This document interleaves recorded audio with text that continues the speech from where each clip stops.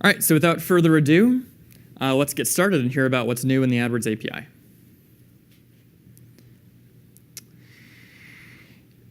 You guys develop for what we call a constantly connected world.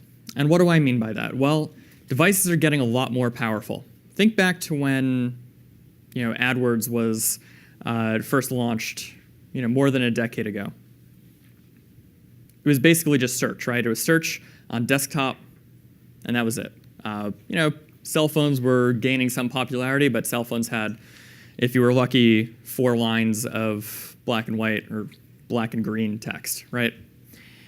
These days you have, any given person can have a mobile phone that can range anywhere from, a small flip phone to a Galaxy Note. Tablets come in sizes ranging from 4 inches to 10 inches. Desktops, obviously still important, but laptops now range from your 11-inch Chromebooks, all the way up to 17-inch gaming machines. So it's a continuum now. It's not just one type of device anymore. And as a result, marketers need powerful tools to reach their audiences across all of these different devices and understand the intent and the context that each of those devices implies. Now,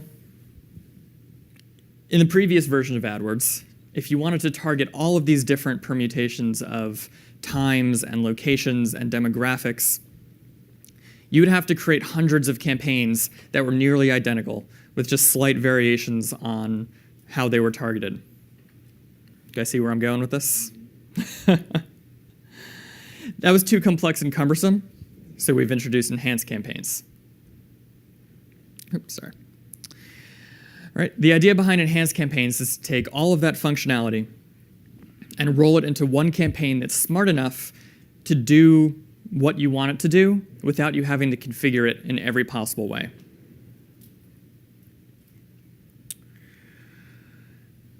Okay, so let's move on a little bit and talk about the Adwords API. Adam's going to cover enhanced campaigns in great detail following this session. But for now, let's talk a little bit more about where we're going from a developer standpoint. So our priorities over the last year or so have been to encourage innovation by removing barriers. One of the biggest ways we've done this was by making the Adwords API free. That's free for every developer. If you guys demonstrate your compliance with the terms and conditions, you can use the API free and unlimited. And if you're still getting off the ground and haven't had a chance to build out all of the features yet, then we still let you use the API for free. We just cap it at a certain number of operations. We're trying to make it easier to use, and we're also trying to shorten our time to market. When we talk later this afternoon about the feed services, you'll see a good example of how we are trying to remove some of the layers between you guys and Adwords so that we can launch features faster without as many WSDL changes, without needing to wait for new version releases. All right, let's talk about removing barriers. Okay, so I mentioned the Adwords API is now free, starting this past March 1st.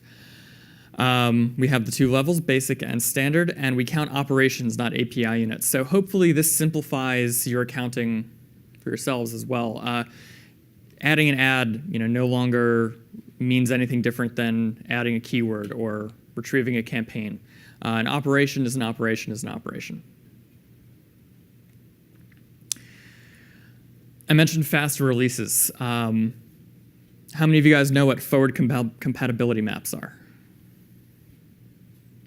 Okay, some, about half.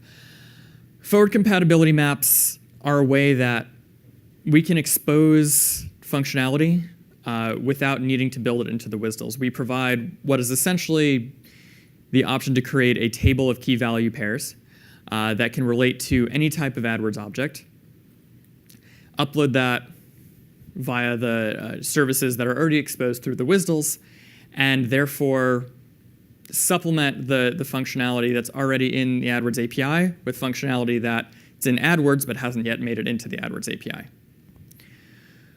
We in developer relations are also making much more of a concerted effort to publish guides, whether those be migration guides or just feature guides at the same time that we release functionality. We don't want you guys to have to read through the reference and look at all the objects to try and figure out how things work together. We want to publish tutorials. We want to make it simpler and hold your hand through that process. Okay, I'm going to touch briefly on the new features in this version, but remember we're going to cover most of the more exciting or larger ones in great detail throughout the day. Okay, so I talked a little bit about this multi-device world, multi-device marketing, just a few minutes ago. One of the new features that we're very excited about is mobile preferred creatives. These are ads that will serve on mobile, given the option. If you have two ads in the same ad group, one of which is mobile preferred and one is not, the mobile preferred one will attempt to serve exclusively on mobile. If there are no other ads in the ad group, then the mobile preferred ad may serve on desktop as well. That's why it's preferred and not only, but it still provides a lot of new flexibility.